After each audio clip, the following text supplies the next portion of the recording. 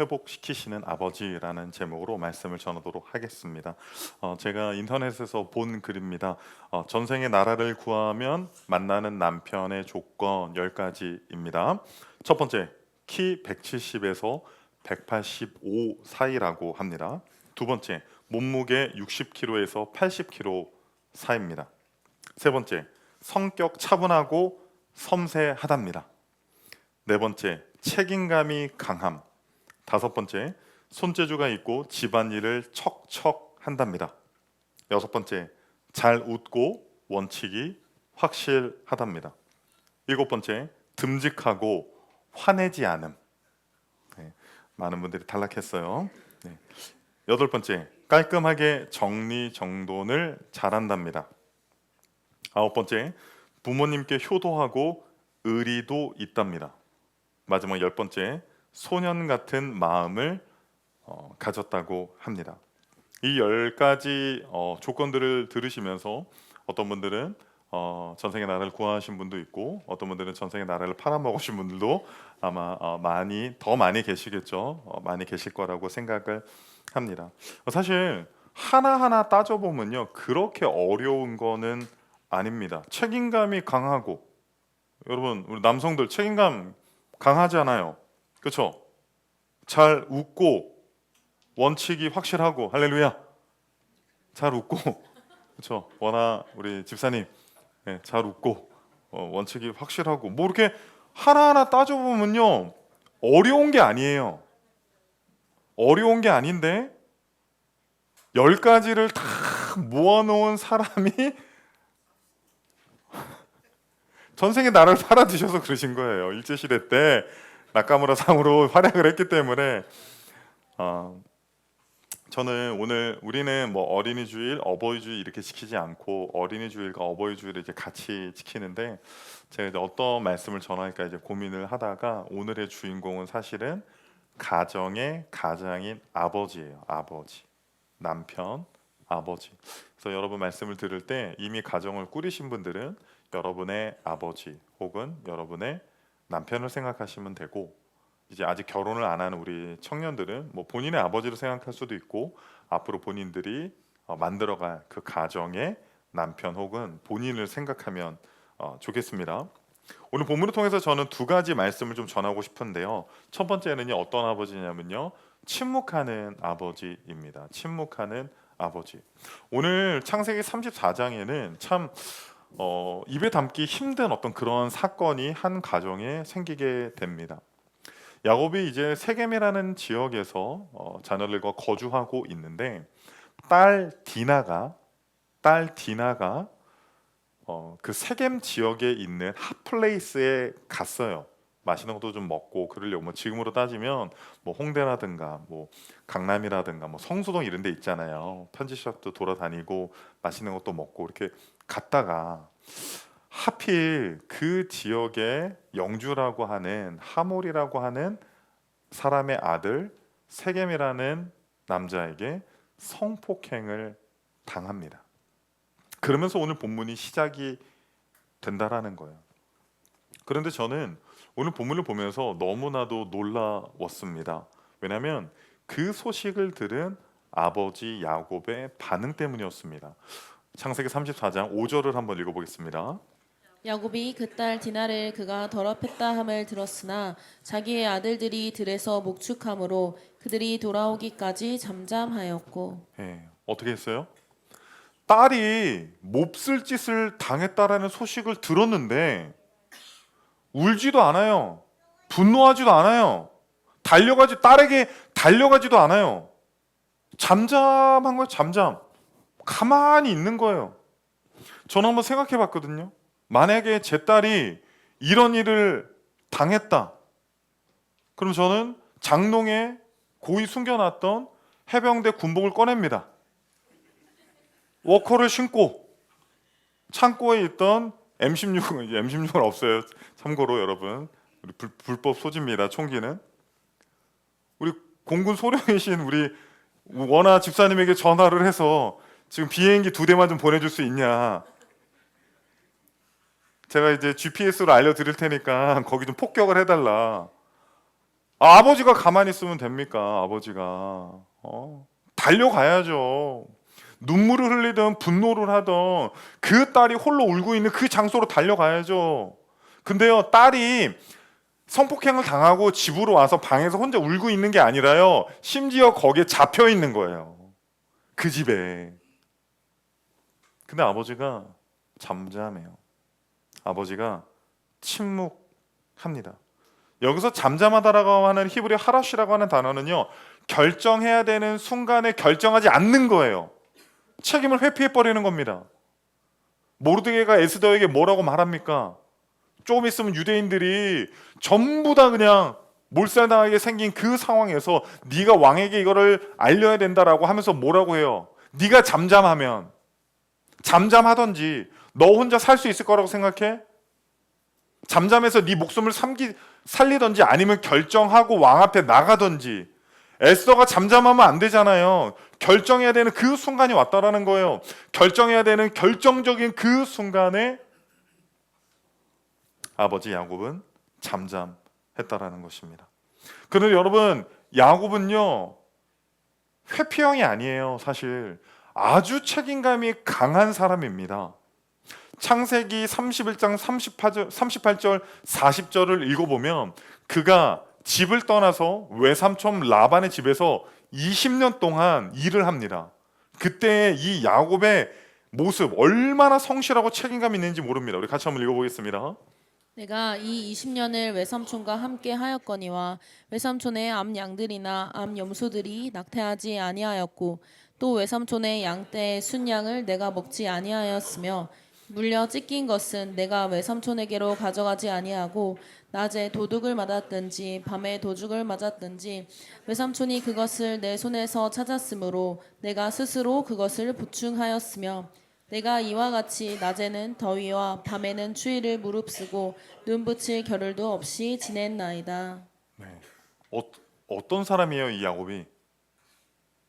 20년 동안 삼촌 라반의 집에서 일하면서 어린 양 하나라도 손해보지 않게, 흠집나지 않게 자기 직장에서요, 자기 일터에서요 존경받고 너무나도 완벽한 사람이었다라는 거예요. 최고의 책임감을 가진 성실한 사람이었다라는 거예요. 그런데 야곱은 자기의 양떼는 지켰어도 자기 딸은 지키지 못하는 거예요. 딸이 위험에 처했는데, 자식이 위험에 처했는데, 결정해야 되는데, 아버지가 나서야 되는데, 그 시점에 아버지가 아버지의 자리를 비우니까 어떤 일이 나타납니까? 아버지가 아버지의 자리를 비우면요, 다른 것이 그 자리를 반드시 채운다라는 겁니다. 창세기 34장 25절에서 26절 읽어보겠습니다. 제3일에 아직 그들이 아파할 때에 야곱의 두 아들 디나의 오라버니 시므온과 레위가 각기 칼을 가지고 가서 몰래 그 성읍을 기습하여 그 모든 남자를 죽이고 칼로 하물과 그의 아들 세겜을 죽이고 디나를 세겜의 집에서 데려오고. 자, 이 소식을 들은 오빠들이 집으로 돌아왔습니다. 그런데 아버지는 아버지의 역할을 못해요. 아버지는 아무 말이 없습니다. 형제들끼리 회의를 합니다. 칼춤을 춰야 되겠다. 그래서 협상을 하는 척하면서 우리는 히브리인이기 때문에 우리와 한 가족이 되기 위해서는 할례를 받아야 한다. 거짓말을 한 거죠. 지금으로 따지자면 이런 거예요. 교인이 되었으면 성찬 예식에 참여해야 된다. 그리고 포도주와 빵에 독을 타버린 거예요. 거룩한 예식을 살인의 도구로 지금 사용하고 있다라는 거예요. 그들이 할례를 받고 아파할 때 시므온과 레위 오빠들이 가서 그 집에 있는 모든 남자들을 칼로 다 죽여버렸습니다.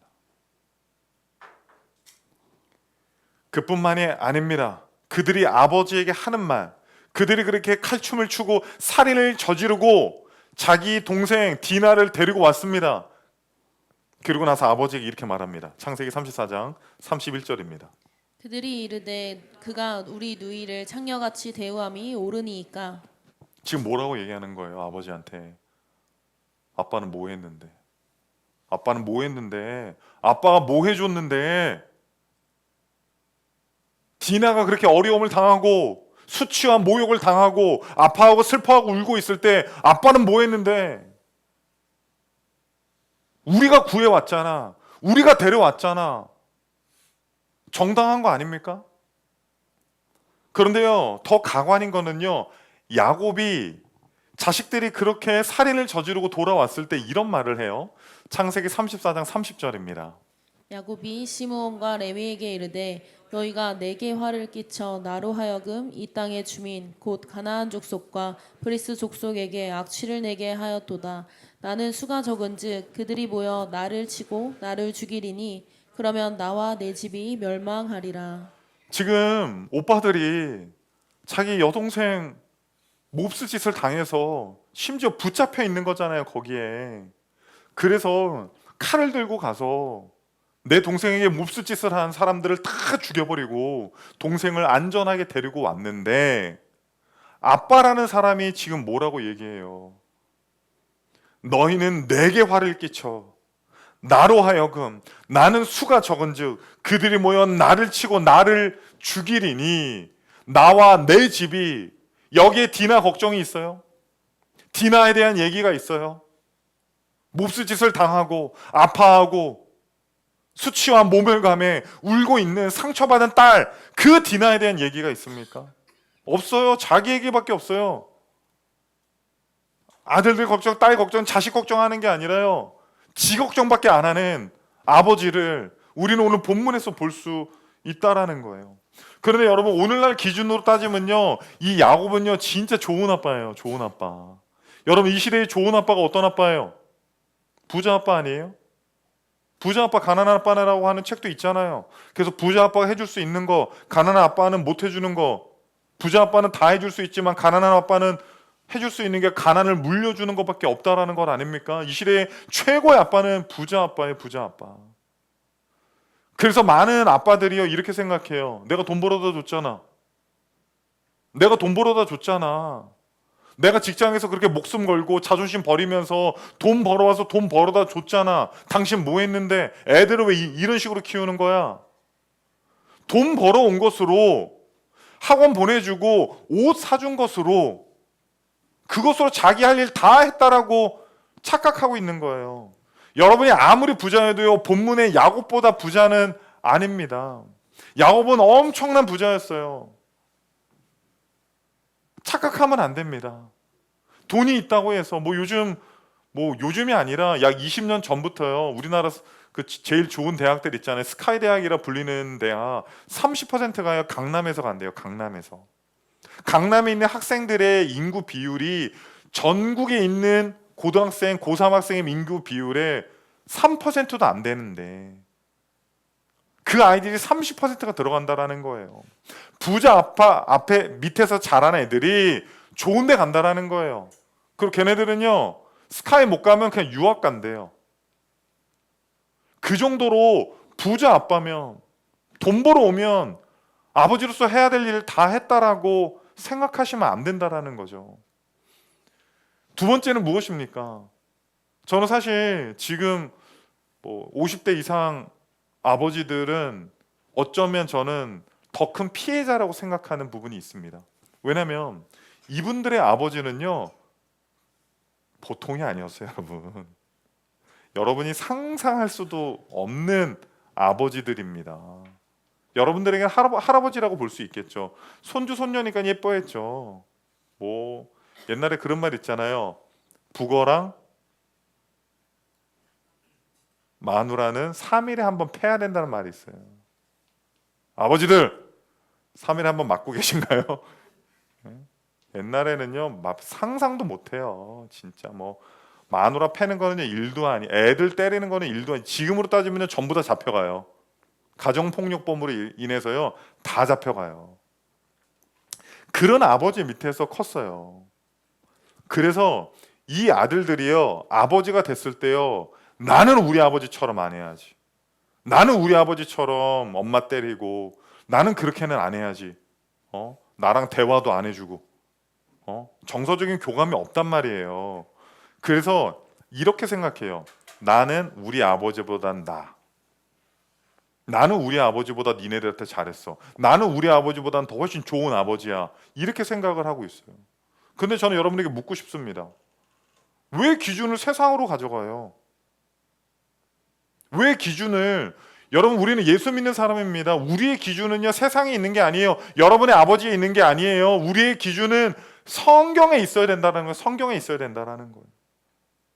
오늘 본문 보세요. 가정이요 산산조각 났어요. 산산조각. 딸은 나가서 성폭행 당했지. 아들들은 살인을 저질렀지. 아빠랑 아버지랑 서로 멱살 잡고 아버지가 뭐 해줬는데 우리 동생 지킨 건 우리 아닙니까? 막 아버지는 자기밖에 모르지. 완전히 무너졌어요. 이러고 성경이 끝나고요. 이러고 설교가 끝나면요. 일주일 내내 기분이 안 좋을 것 같아요. 그런데 하나님은요. 이 답 없는 가정, 이 소망 없는 가정, 이 가정을 회복시키십니다. 여러분 믿으십니까? 34장에서는요 하나님이 하는 말이 없어요. 하나님이 하시는 말씀이 없어요. 아버지도 침묵하고 하나님도 침묵해요. 그런데 35장에 이르러서 우리 창세기 35장 1절부터 5절까지 한번 읽어봅시다. 하나님이 야곱에게 이르시되 일어나 베델로 올라가서 거기 거주하며 내가 내 형 에서의 낯을 피하여 도망하던 때에 내게 나타났던 하나님께 거기서 제단을 쌓으라 하신지라. 야곱이 이에 자기 집안 사람과 자기와 함께한 모든 자에게 이르되 너희 중에 있는 이방 신상들을 버리고 자신을 정결하게 하고 너희들의 의복을 바꾸어 입으라.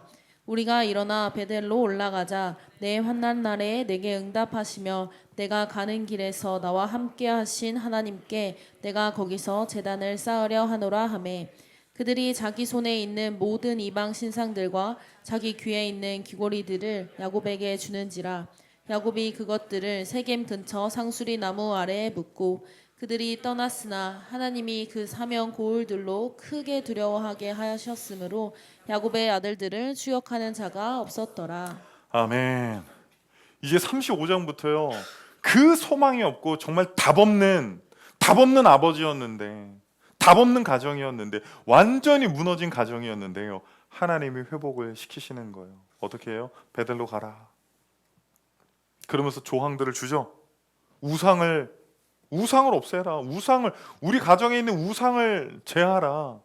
여러분 언제부터 이 야곱의 가정에 우상이 들어갔어요? 하나님 믿는 가정에 언제 우상이 들어갔어요? 그렇죠? 삼촌 라반의 집을 떠날 때 라헬이 자기 집에 있었던 드라빔이라고 하는 가정을 지키는 수호신 같은 신상 같은 거예요. 그게 신상이면서 약간 그 재산권을 뜻하기도 했어요. 근데 이제 그것을 가지고 오면서부터 이 가정에 우상이 들어간 거예요. 그러니까 엄마가 우상을 가지고 있으니까 자녀들이 다 영향을 받죠. 그러니까 이 가나안 땅에서 섬기는 뭐 귀걸이들, 반지들 뭐 이런 것에 우상이 새겨져 있는 것들을 다 가지고 암암리의 가정 안에서도 우상을 은근슬쩍 섬기고 있었던 것입니다. 아버지가 알았을까요? 몰랐을까요? 아버지가 알았죠. 침묵하는 거예요. 침묵하는 거. 자녀들이 삐뚤어져서 나가는데도, 하나님을 섬기지 않고 우상을 섬기는데도, 잘못된 방향으로 가는데도 아버지는 그냥 침묵하는 거예요. 그런데 이제는 얘기하잖아요. 우상을 다 버려야 된다. 우리 가정에 있는 우상을 다 갖다 버려야 된다. 제하여야 한다. 그리고 뭐라고 이야기합니까? 가정을 거룩하게 하는데 자신을 정결하게 하고 너희들의 의복을 바꿔 입으라는 거예요. 새 옷을 입으라는 거예요. 여러분 의복은 무엇을 뜻합니까? 우리가 깨끗한 옷을 입고 예배에 오자 그런 뜻이 아니라 우리는 경찰 옷을 입고 있는 사람을 보며 아, 저 사람이 경찰이구나. 소방관 옷을 입고 있는 사람을 보며 아, 저 사람은 소방관이구나라는 것을 안다라는 거예요. 그동안 하나님을 떠나 있었고 그동안 세상의 옷을 입고 있었고 우상의 옷을 입고 있었는데 우리 자신을 성결하게 하여서 하나님의 의의 옷으로 새롭게 입자라는 거예요. 그리고 어디로 데리고 가는 거예요? 베델로 가자. 베델로 가자. 여러분 베델이 어떤 곳입니까? 야곱이 형 에서에게 장자권을 빼앗아서 엄마가 너 삼촌의 집에 좀 잠깐 가 있어라 라고 했을 때 집을 떠나왔는데 도무지 어떻게 해야 될지 모르는 그 절망의 상황에서 어느 날 밤 돌베개를 자고 길거리에서 자고 있는데 하늘을 우러러 보니까 천사가 사닥다리로 오르락 내리락 하는 모습을 보게 되는 거예요. 거기서 하나님께서 야곱에게 뭐라고 말씀하십니까? 네가 어디로 가든지 내가 너와 함께 할 거다. 하나님을 만난 장소, 하나님이 나에게 나타나신 장소, 하나님이 나에게 말씀하신 그 장소로 자녀들을 다 데리고 가자고 지금 이야기하고 있는 것입니다. 그 전까지는 가정이 깨어졌어요. 가정이 무너졌어요. 자녀들과 멱살 잡고 아버지가 나에게 해준 게 뭐가 있습니까? 아버지가 뭔데? 우리 여동생 우리가 살려서 우리가 데려오지 않았습니까? 그런데 이제는 이 아버지가 가정을 살릴 때 우리가 우상을 다 버리자, 새로운 의복으로 갈아입자, 그리고 아버지가 힘들 때 하나님 만났던 그 장소로 가자. 나에게 말씀하시고 나를 지켜주시고 나를 인도하여 주시고 나에게 복 주신 하나님, 내가 만난 하나님, 그 하나님 만나러 우리 다시 베델로 가자라고 할 때 그 어떤 아들도 아버지 말에 토를 다는 아들들은 없었어요. 여러분, 34장의 야곱의 가정은요, 소망이 없어요. 완전히 콩가루 집안입니다.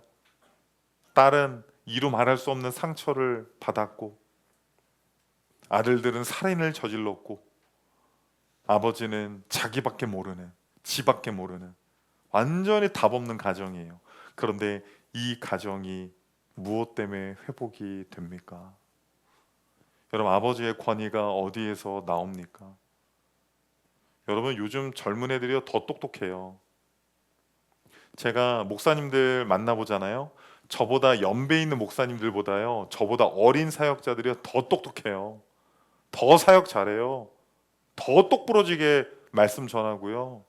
더 똑똑해요. 여러분들이 자녀들에게 뭐 말하면 말 듣습니까? 말 들어요, 아이들이?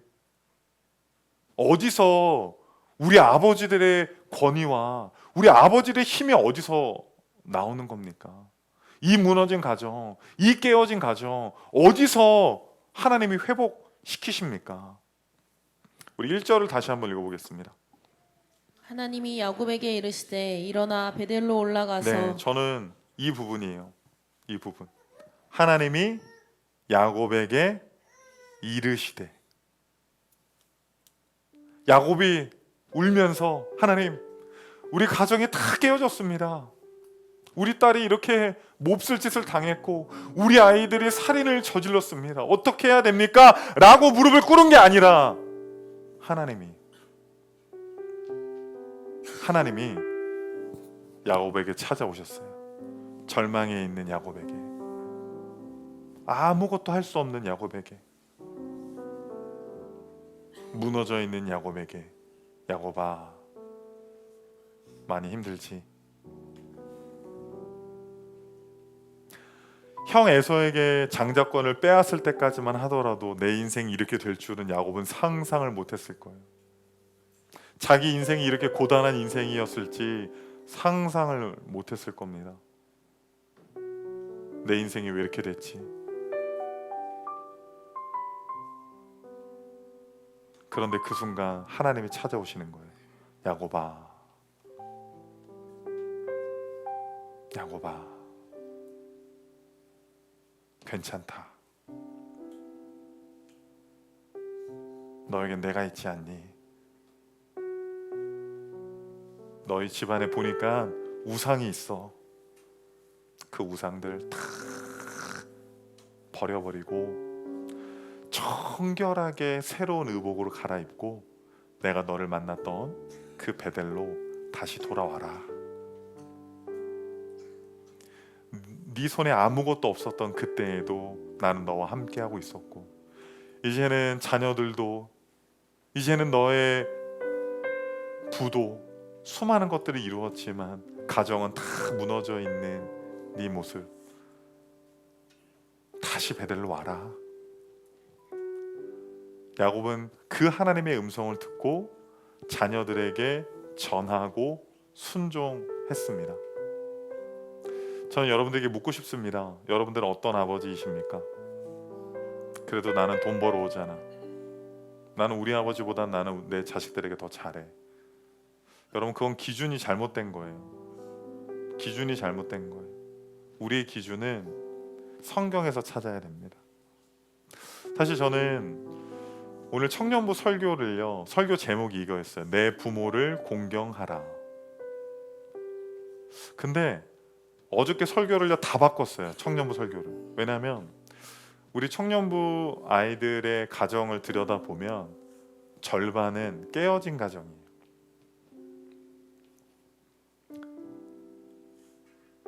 엄마를 버리고 나를 버리고 도망갔는데, 심지어 아빠 얼굴도 모릅니다.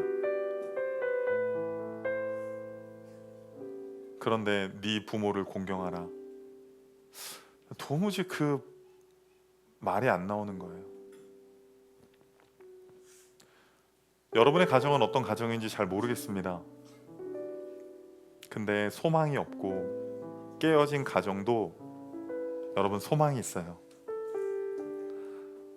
오늘 설교 제목이 회복시키시는 아버지인데 그 아버지는 야곱이 아닙니다. 하나님이에요. 하나님.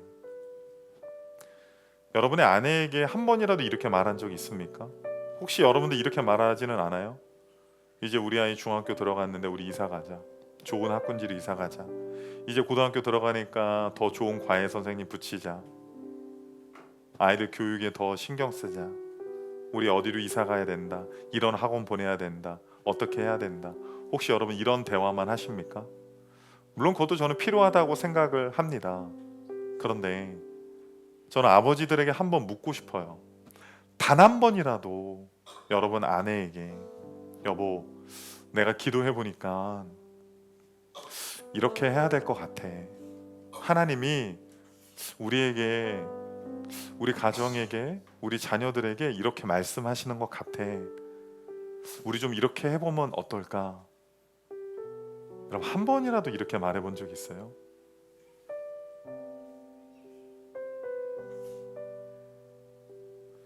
여러분들이 여러분의 자녀들의 앞길을 책임질 수 있다고 생각하십니까? 불가능해요. 불가능함. 여러분을 보시면 알잖아요. 여러분을 보시면, 본인을 보면 알잖아요. 본인을 보면 불가능합니다. 그럼 손 놓고 계실 거예요? 딸들은 나가서 몹쓸 짓을 당하고 아들들은 폭력과 칼을 들고 세상을 점점 닮아가는데 부자 아빠 되면 다 됐다고 생각하십니까? 여러분의 아버지보다 좋은 아빠 되면 그걸로 만족하시겠습니까? 그렇지 않다라는 거예요. 여러분, 지금 우리 금요 기도의 명칭을 2주 전부터 금요 성령 집회로 바꿨습니다. 금요 성령 집회로 바꾸고 나서 첫날부터 그런 성도들이 생겼어요. 목사님, 정확히 말할게요. 청년들이에요. 제가 묻지도 않았어요. 근데 몇몇 청년들이 저한테 와서 이렇게 얘기했어요. 목사님, 제가 기도하는데 하나님이 이렇게 말씀하셨어요. 지난주도 며칠 전에도 목사님, 제가 기도하는데 하나님께서 저에게 이렇게 말씀하셨어요. 여러분, 우리 청년들이 그런 홀리한 청년들이 아닙니다. 근데 아이들이 기도하러 오니까, 아이들이 영적인 베델의 장소에 오니까 그 우상을 다 제하여 버리고 하나님 앞에 나오니까 하나님이 그들에게 말씀하시는 거예요. 하나님이 여러분에게도 저는 말씀하실 거라고 믿습니다. 언제까지 와이프에게 맡기고 있을 거예요? 엄마도 힘들어요. 혼자 붙들고 있다가 엄마가 넘어지면 그냥 다 넘어지는 거예요. 그 가정 다 넘어지는 거예요. 그냥 다 넘어지는 거. 아버지들이 기도해야 됩니다. 아버지들이 기도해야 됩니다. 그러면 여러분이 기도의 자리에 나와서 여러분이 하나님의 이름을 부르고, 여러분이 어떻게 해야 될지 모르는 그 가정 가운데, 그 어려움 가운데 하나님의 이름을 부르고 나오면 하나님이 야곱에게 이르신 것처럼 하나님이 여러분에게 말씀하실 겁니다. 여러분에게 말씀하실 겁니다. 기도하는 아버지가 있다면 여러분의 자녀들 걱정 안 해도 돼요. 부자 아빠 아니어도 상관없어요. 모든 걸 다 해줄 수 있는 아빠 아니어도 상관없습니다. 기도하는 아버지가 아무리 여러분의 가정이 무너진 가정이라 할지라도 하나님이 반드시 회복시키십니다.